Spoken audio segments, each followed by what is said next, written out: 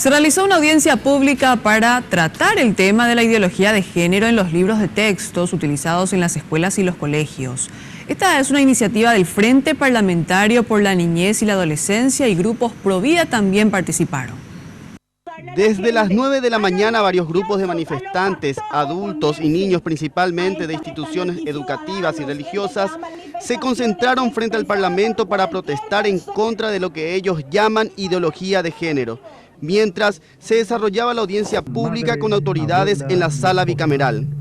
Ya no me deja tranquilo. Entonces, eso es lo que nos mueve a mí y a muchos de los que estamos dentro de lo que llamamos Somos Muchos Más, que esto surgió sencillamente de darnos cuenta de que en Paraguay somos muchos más, como decía bien el senador, los que amamos la vida y la familia.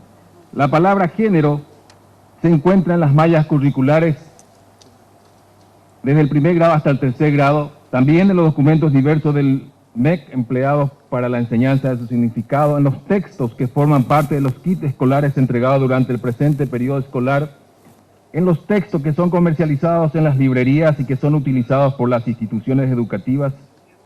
Por su parte, el ministro Enrique Riera prometió a los grupos conservadores el cuidado de la familia tradicional. Nosotros, como Ministerio de Educación, no podemos ni vamos a promover la ideología de género. Esto es claro porque no podemos promover ninguna ideología, no solamente la de género.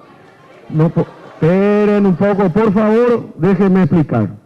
Como no podemos promover la ideología política, no puedo yo enseñar ni el Partido Colorado, ni el Partido Liberal, ni Frente Guazú.